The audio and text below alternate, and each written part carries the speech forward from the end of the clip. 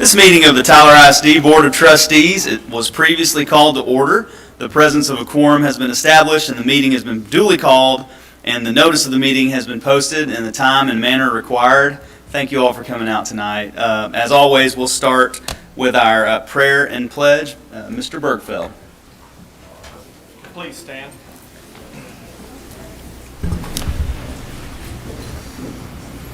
Father, we come to you today, the Monday after Easter, with your Son on our mind, a little sad, but so thankful for the resurrection and what it means, Lord.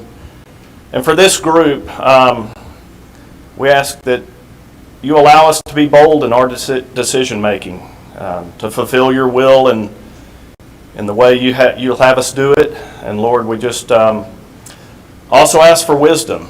Always ask for wisdom in making decisions that are in the best interests of the community and of all of the children that we have care over. We pray these things in my Savior's name, Jesus Christ. Amen. Amen. I pledge allegiance to the flag of the United States of America and to the republic for which it stands, one nation, under God, indivisible, with liberty and justice for all. On the Texas flag, I pledge allegiance to thee, Texas, one state, under God, one and indivisible.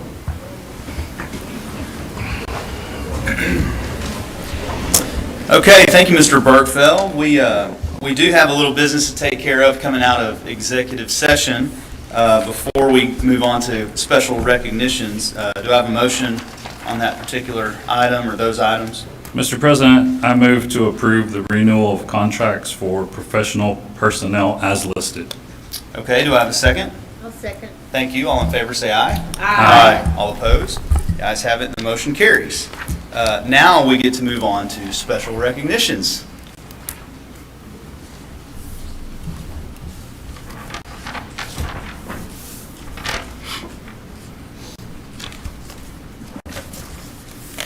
Good evening, board members and Dr. Crawford. We would like to begin our special recognition portion of the meeting by announcing our District Students of the Month. The Elementary Student of the Month is Carolina Herrera, a pre-K student at Pete Elementary School. The Secondary Student of the Month is Nikayla Howard, a senior at Early College High School. At this time, please join me in watching a brief video about these two outstanding students.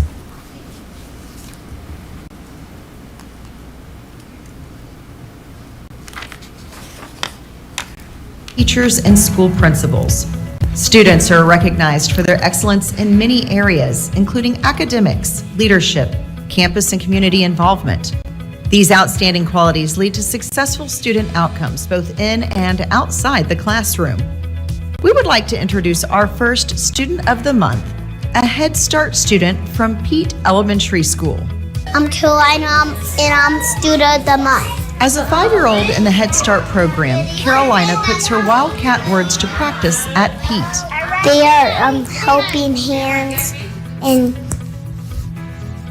helping people up and being the Pete Elementary School Student of the Month.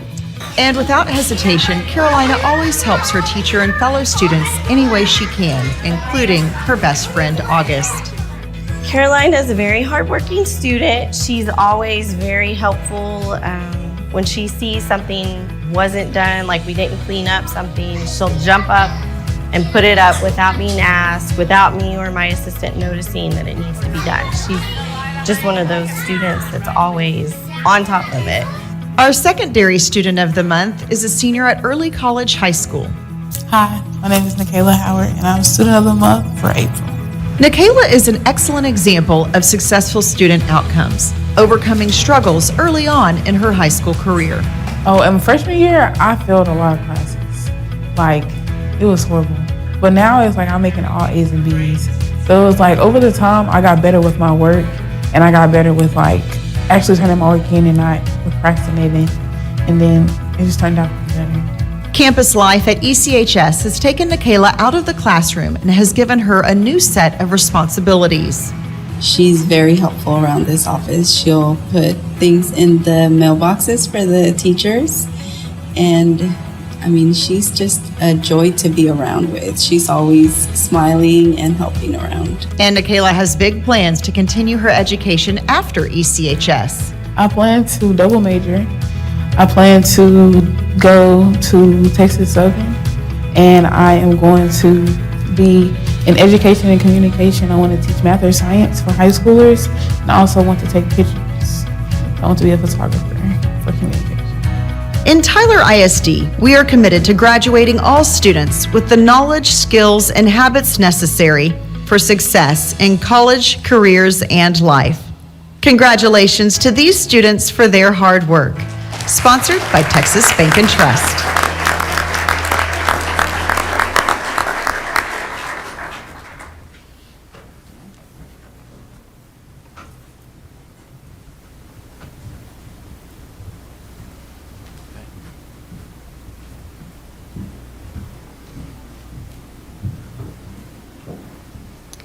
And at this time, we would like to welcome Carolina to come up to the front to receive her award as our elementary student.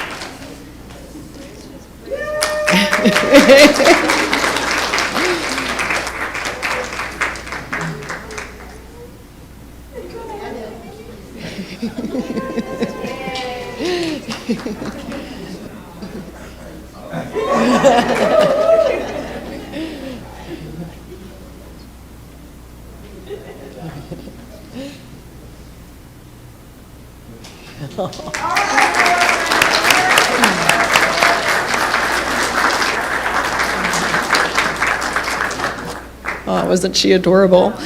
Now we're going to welcome up Nikayla to come to the front to receive her Secondary Student of the Month award.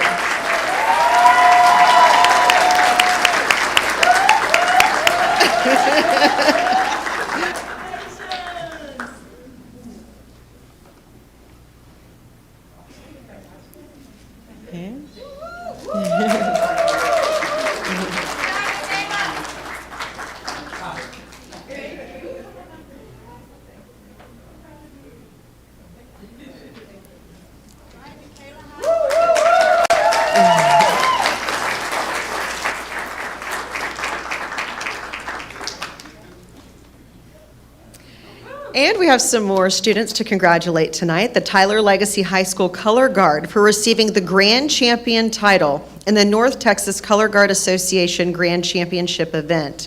This is the first time the school has received the title.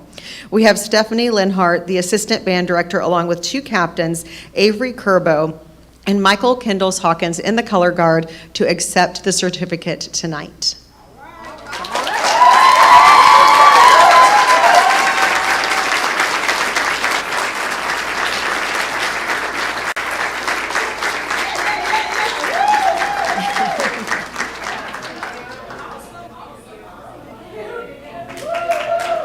And if all of the color guard wants to rush up here real quick and get a photo, now is the time to do it.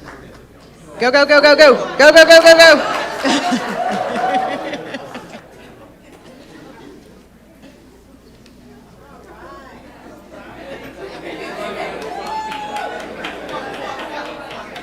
Squeeze in together.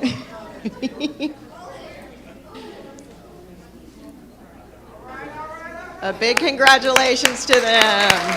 Great looking group.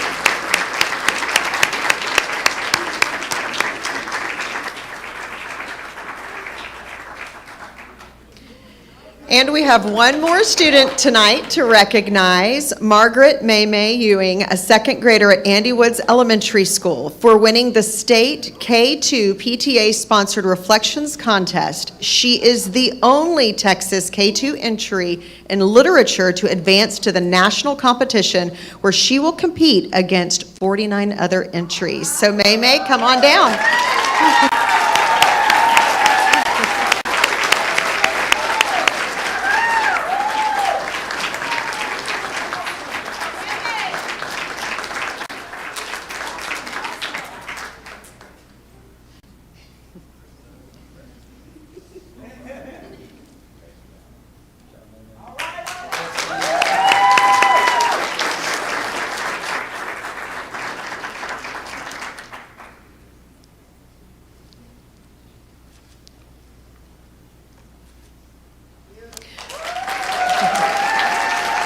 We also have our District Teacher of the Month to celebrate this evening, Heather DeLeon, an Owens Elementary School teacher who creates an atmosphere of high expectations for all learners.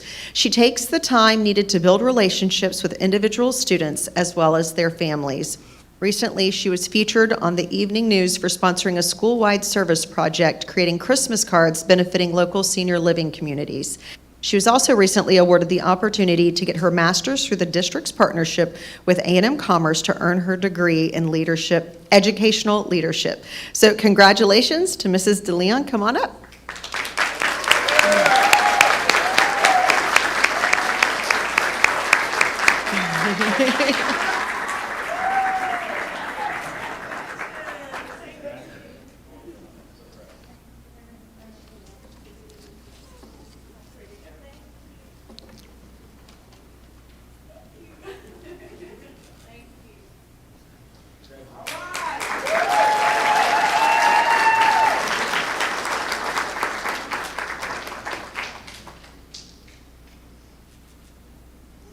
And this concludes our recognitions for this evening. Thank you.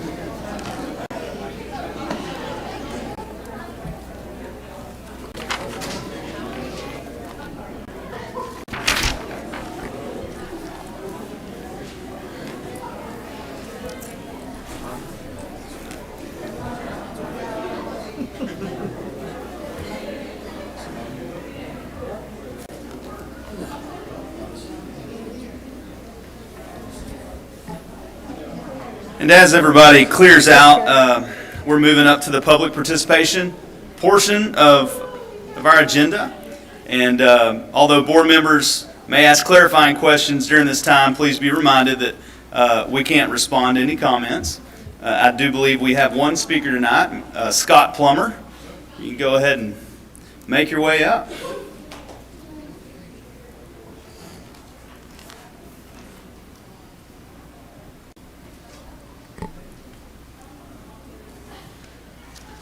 Mr. Plummer, how you doing?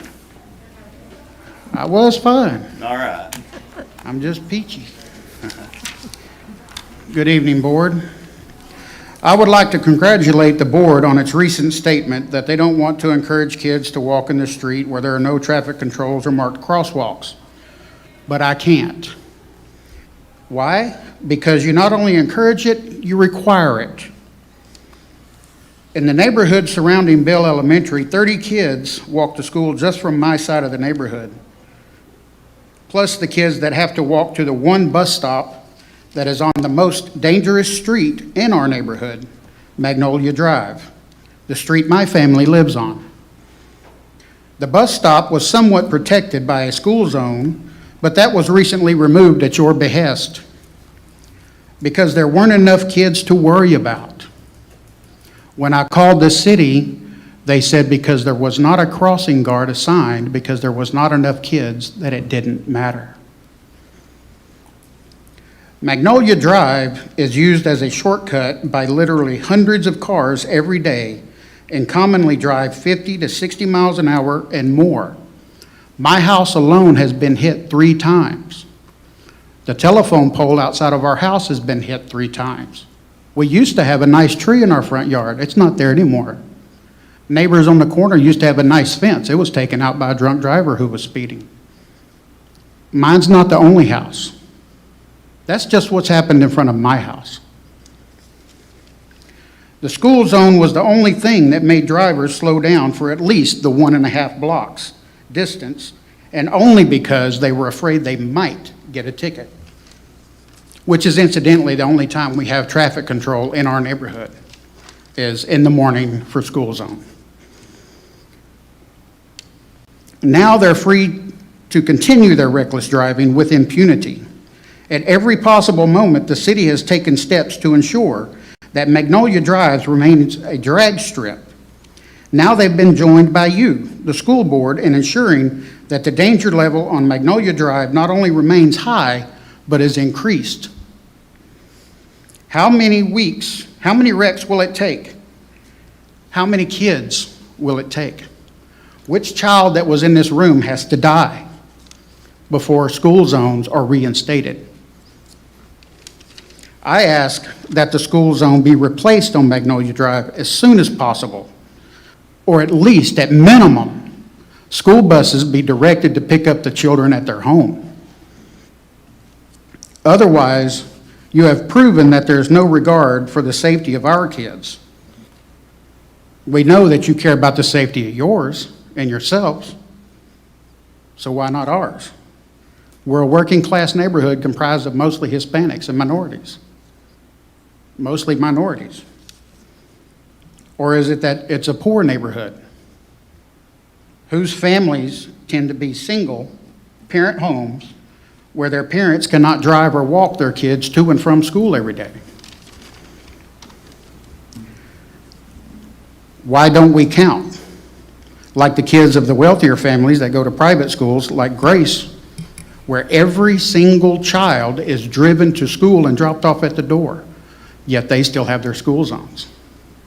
Is it that their board and parents care more, and so they convince the city to keep them?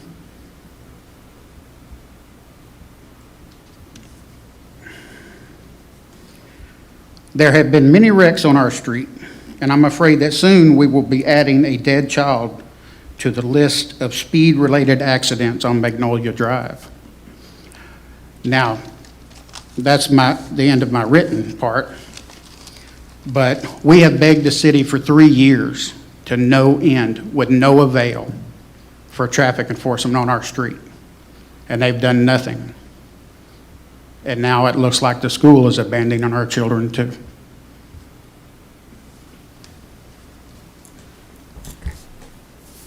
Okay, thank you, Mr. Plummer. We are moving on to the approval of minutes. Do I have a motion on this item?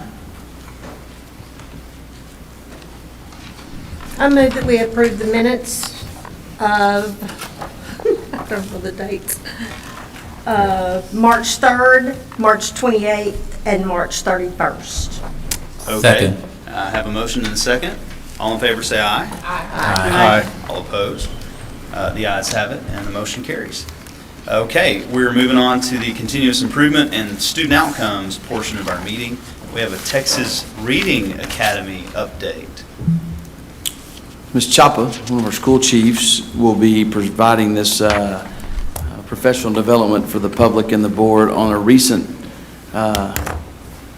implementation as required from statute, as deployed by the Texas Education Agency down all the way to the local education agency, which is Tyler ISD, about reading academies. Ms. Chapa?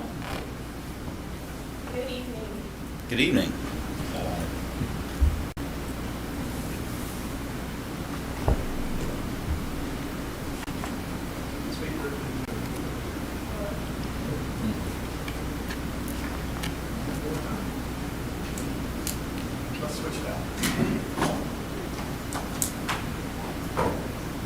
Geez, I thought this wasn't going to be exciting. Sounds good. That one All right, works. good evening, President Washman, trustees, and Dr. Crawford. Tonight I'll be giving a very brief presentation to provide an update in the Reading Academies as stated. For those not familiar with Reading Academies, I'll give a brief overview and then give you an update per year of our progress thus far. So again, House Bill 3 was updated by the 87th legislator into 2021, and the goal of this Reading Academies is to increase teacher knowledge and implementation of evidence-based practices. Some of these you've heard through our Reading Horizons program and our other phonological awareness. This professional development is meant to improve the science of teaching reading. And the TRAs ensure that all students have that strong foundation in literacy. So through these Reading Academies, participants must complete 60 hours of online content, which equates to about 12 modules within 11 months. The participants must complete pre and post tests for each of those modules, participate in online discussions, and then submit 2 artifacts, 1 per semester. And this is required for all K through 3 third grade teachers, including special education teachers and administrators.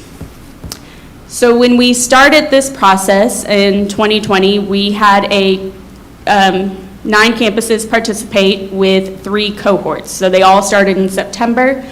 We had 3 facilitators that supported teachers with deadlines and possibly any other pre and post test, just making sure that they're keeping on track. And the 9 campuses that participated are listed there: Austin, Birdwell, Bonner, Clarkston, Griffin, Jones, Orr, Pete, and Ramey. And again, this was structured just for our K through 3 teachers. We were kind of getting our feet wet in this process and seeing what all the course would undertake. And from there, we had a really good turnout. We did have some teachers that did not stay with us, and so their completion could not be finalized. But again, we were able to retain many of the teachers who participated. For year 2, we have 3 cohorts, but this time we staggered their beginning. So we had a cohort start in July, a cohort start in August, and a cohort start in September for our teachers. Again, we have 3 district facilitators that support each of those cohorts. All 17 of our elementary campuses are participating this year, which equates to about 264 participants. We also have all of our elementary administrators, principals and assistant principals, along with the campus deans, which equates to 18 campuses and 40 participants.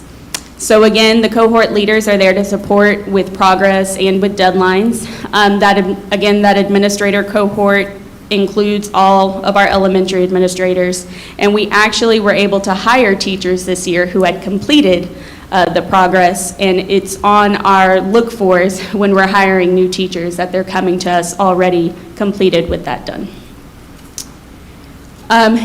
Looking to the future, we hope to include 4 cohorts. These cohorts will be a little bit smaller because hopefully most of our teachers will have already completed throughout this year.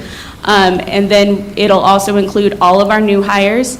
Again, those cohorts are a little bit staggered because we are now getting graduates who are coming to us with the Science of Teaching Reading certification, and so their course is going to look a little bit different than those veteran teachers who may not have had that new certification.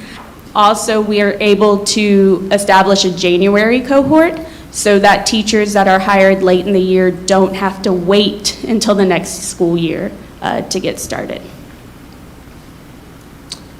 And then there are some updates that will be coming down from TEA in which teachers will be able to demonstrate competency of these regards, but we don't have enough information to determine what those requirements will look like completely yet. That is all I have for y'all tonight. Okay, thank you. Does anybody on the board have any comments or questions? I do. Just curious, Dr. Crawford, these teachers that are spending the 60 hours, sounds like outside of their school time, are we doing anything for them while they're taking time to take this Reading Academy? Yeah, that's an interesting question. It's funny how, this kind of trickles down. This legislature enacts this training opportunity, which is really good stuff. It is the science, the brain science, and the behind reading of what it takes. Let's not discount that is very important in our literacy efforts. But as it goes to TEA and the rules are made and it's passed to the local education agency, there's been comments made that districts should find time during the day, maybe get a substitute to possibly allow these teachers to do it during the day. Well, it's 60 hours of training, so finding one sub for 60 hours worth of training for one teacher, if you're looking at a cohort of 4 teachers in one grade level, K through 3, that'd be 16 teachers trying to find 1,000 hours worth of substitutes during this during this time of COVID, when we're having a hard enough time getting folks to show up for work or finding substitutes, is just not a strategy that is possible. As we've been looking at it, we've been listening. There is an opportunity that we're designing into the budget this coming year to where we could potentially provide a Reading Academy certification stipend.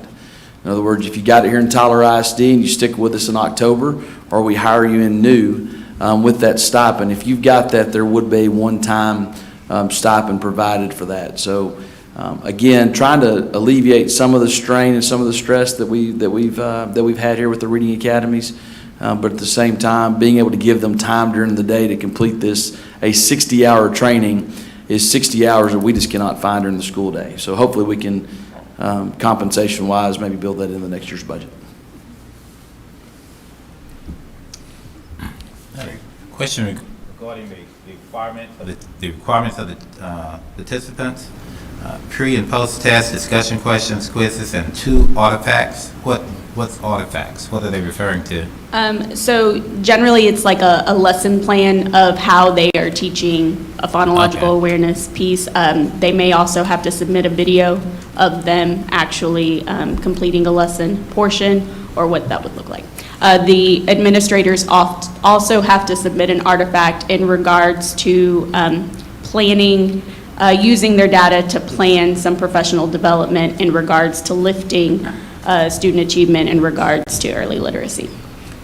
Is this a one-time exam that they have to take, or course they have to go through, or is this an annual event?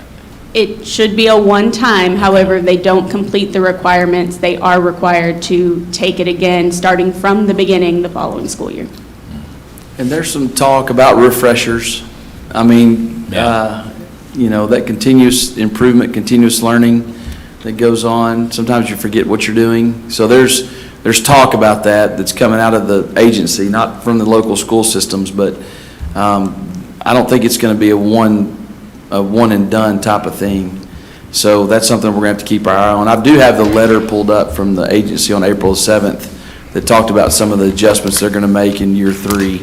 Some of those bullets are certain teachers to attempt to demonstrate knowledge without completing modules first. So in other words, kind of a collecting out of an exam. Really wish that would have happened in year 1. If you pass the STR exam, not to complete all the Reading Academy module content, extenuating circumstances could be appealed down the road. Content streamlined to ensure actual seat time accurately reflects projected seat time. Cohort leaders will no longer be required to grade the artifacts. We've talked about how we've got a limited amount of staff to actually serve over 300 plus teachers. I think we've got 3 cohort leaders. Yes. So that's 1 cohort leader per 100 teachers. So you can imagine grading those artifacts, and if you do it the right way, it's quite a bit of work. Able to verify Reading Academy completion on the TEA website as opposed to submitting in another way. And then authorized providers will have more resources and recommendations for supporting strong local implementation with districts. So that's if you do it out of the service center. I don't know what else they could come up with because it's been a pretty big burden for us. But kudos to our teachers for being able to make that happen. Hopefully we can provide some compensation here in the next budget for that to happen. Question. One while we were doing training for teachers in K or 1, the science of teaching reading during the school day, are we still using that program? Are we still implementing those strategies for teachers? I missed that first part of your question. I'm sorry. You talking about letters and Voyager? Or? Like the letters, Voyager, Sopris? Yeah, we were doing science of teaching for pre-K and yes, teachers. So we completed, that was a 2-year program in which we did complete the 2 years, but upon that 3rd year is when the Reading Academies came out, and so this was what the state required for us to participate in. So that the Voyager's letters training, we completed the 2 years and then entered into the Texas Reading Academies. Okay. So, and that was a main reason why our administrators started Reading Academies this year. Many of our administrators were trying to get ahead of this, and all of our administrators went through letters And so after doing that coursework, because letters was intense, we gave them that year to recover, and then they got a refresher by entering the Reading Academies this year. Dr. Hanson, just a reminder to the board, we did ask TEA for us to use Letters Voyager. It was not an approved, I don't want to say vendor, or program strategy. So that's part of the clubbing out that you spoke of, that was part of their compromise, so to speak, that if we had teachers that went through something like that, or a master's program, then they have an opportunity to test out at this point. And we do still have some people that are letters trained that are not Reading Academy trained, but hopefully try that next year. One question the board hadn't asked that gets discussed, what happens if a teacher does not finish the, because this is a statewide requirement. So it's not like they can hop over to Beckville or Joaquin or Tenaha or Timpson and teach second grade reading. What happens? As of right now, they have to start over. But starting next year, the TA is giving an opportunity for special circumstances, like an FMLA or an extreme circumstance, that they could pick up where they left off. But all of the teachers that have gone through it up to this point and administrators will have to start over if they don't finish it completely for whatever reason. So certification-wise, content area-wise, if someone refuses to get it, you can't teach that grade level. Yeah, you can teach Correct. fourth and on. Yeah.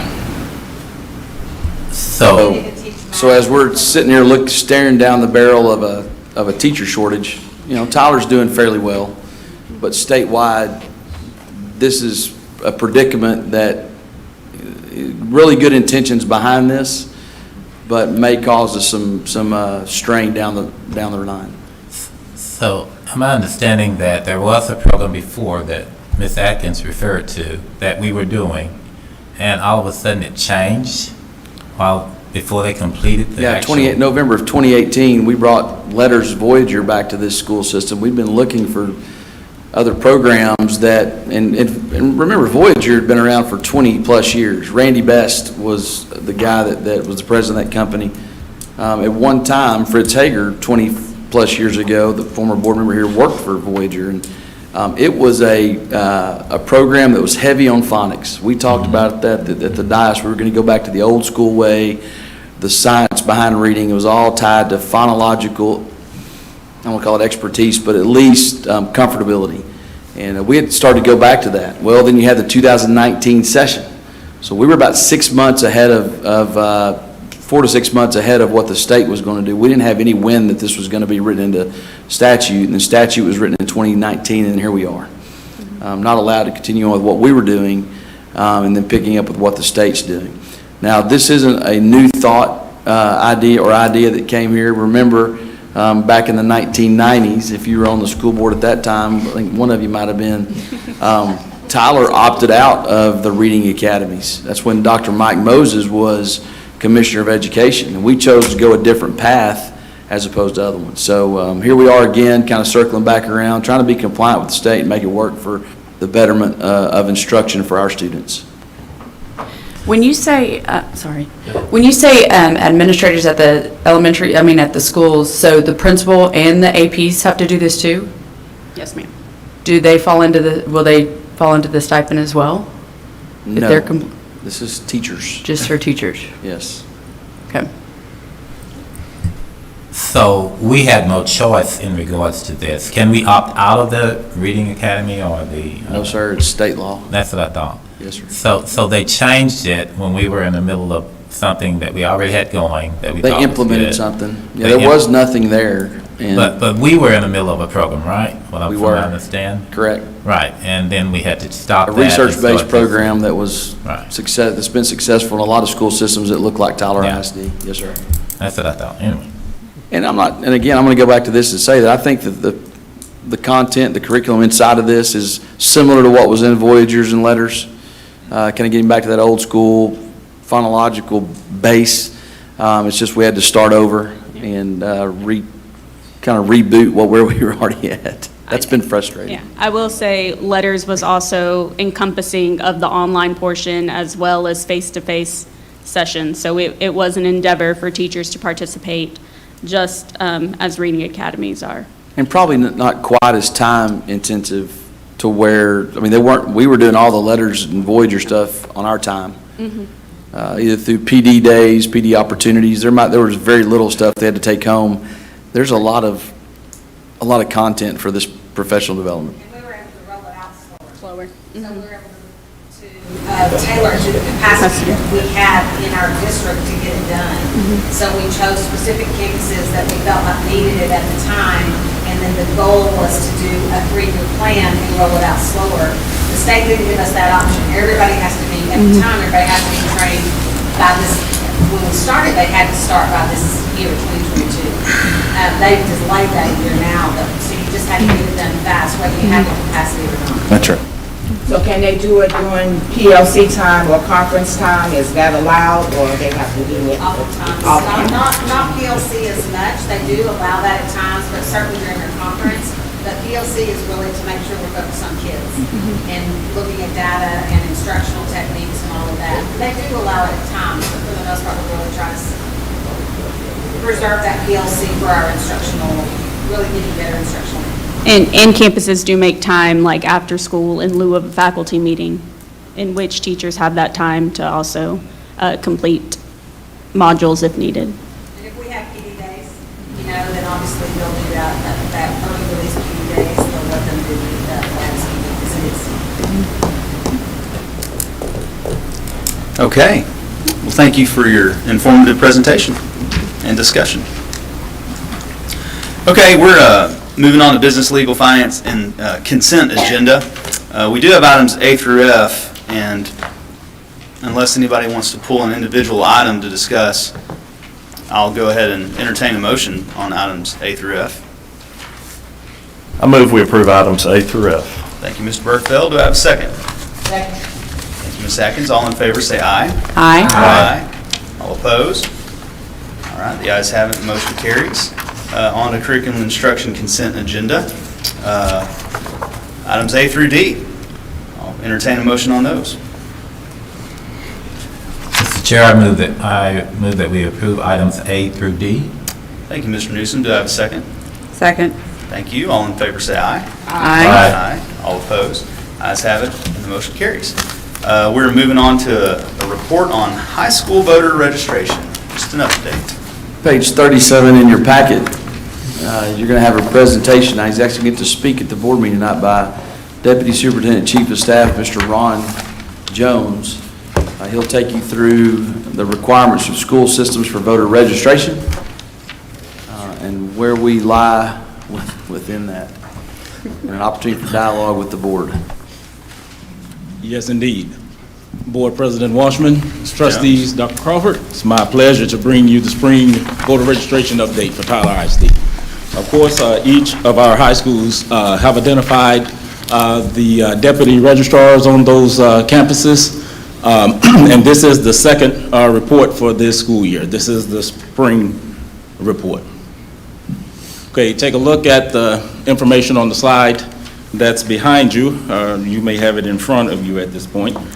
For this spring, we have 202 registered 18-year-olds. That's of 617 eligible. Now, be mindful that's students that have reported. That's not everyone that is registered, because if they registered when they received their driver's license, they don't have to let us know they are a registered voter.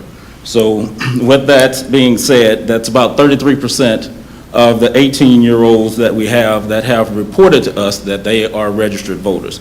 And in the fall semester, it was 124 of 338. So total for the school year, about 34% of our 18-year-olds have informed us that they are registered voters. And of course, as a district, we will continue to push and stress this opportunity for students to participate in the democratic process each year. So we will continue that effort moving forward. Any questions at this time? I have one. In regards to that, Do you allow organizations to come onto the campus to encourage the students to register to vote? Well, to this point, we have not had organizations come to the campus to solicit voter registrations, but that is potentially something we can speak about moving forward. If the deputy registrars on the campus have a plan to include that in their process there. But we are open. We're open to suggestions in getting that number up. So I understand you say that the students have to report to you that they registered. That is correct. When they got the driver's license. They don't, well, if they get the driver's license and register, yes, they have to tell us. Okay. Yeah. I think I understand you. I thought we took this over to avoid having people show up trying We did, because we did have some, in the past, had some folks locally who claimed to be wanting to register students, but there were ulterior motives. And so there was also a false report that was put in one of the statewide publications, like the Morning News or the Chronicle or something. And they used a questionable website to determine whether or not we were actually getting voter registration done here in Tyler. They were using that individual or group of individuals to report that we weren't doing it, but we were. That's why we took over being the deputy registrar, the deputized registrar per statute, that we took over that. So, you know, we don't want anybody coming on our campuses and trying to stir stuff up in a way that's outside of our purview, and that's what caused this. So, There you go. I wish we could report that we've got 500 seniors registered to vote, but that's not what the intent of the law is. It is to actually provide the opportunity to vote. And so we'll continue to do that. There's lots of elections decided by fewer than 202 voters. I think we're doing pretty good. I had to replace my license twice in the last, I lost it one time. Couldn't find it, and then when I had my birthday in February, I didn't realize that I was up for it again. I thought that whenever I replaced it the last time, that it was good. So I've registered to vote twice. Well, just to make sure in the you last vote 4 twice. months. Just only vote once. So do I get to vote twice? No. Oh, okay, all right. Well, not in Texas, okay. Okay. Any other questions? Thank you for your report, Mr. Jones. Oh, you're very welcome. We appreciate it. Okay, we have future business, May 5th. We have a board workshop, and May 16th, we have a regular meeting. And that's what's on the agenda as far as, we do have that. The district does have a May 7th date coming up for a certain election. Talk about that again when this early start. I'm sorry. Do we need to talk about what? Page 38, it does talk about our school board training report. Training report. Sorry about that. School board training, I was trying to get us out of that. We were going to skip right over it. We were going to skip right over that. Sorry about that. School board training report. Just in case the public doesn't know, there are certain requirements that are to be accomplished by trustees once they become a trustee. You don't just to come up here and not go through training about effective governance and other items important to a school board. And I'm happy to report that this board has fulfilled its obligations, or is in progress of filling its obligations for this school year. Of course, Ms. Harrison, being the new board member on board, has more requirements as a new trustee to be completed by the time her anniversary is up. She's well on her way to getting that done. And then certainly everyone else on here is a pretty experienced group of trustees on here. Mr. Bergfeld, the senior trustee here, has gone through more board training than any other man would want to go through. Goodness gracious. So anyways, congratulations, school board, for having a successful year of school board training. It's reported. It'll be posted on the website. Thank you, Dr. Crawford. My apologies, board. You know, it's not unlike me to overlook school board training. So now we can move on to future business. May 5th workshop. There is an election in there May 7th. and then May 16th, regular meeting, and I do believe early voting on that election starts April 25th. So just a fact of an upcoming election. April 25th. So, all that being said, I will entertain a motion for adjournment. I move that we adjourn. May I have a second? Second. Thank you. All in favor say aye. Aye. All opposed? The ayes have it. Motion carries. This meeting is adjourned.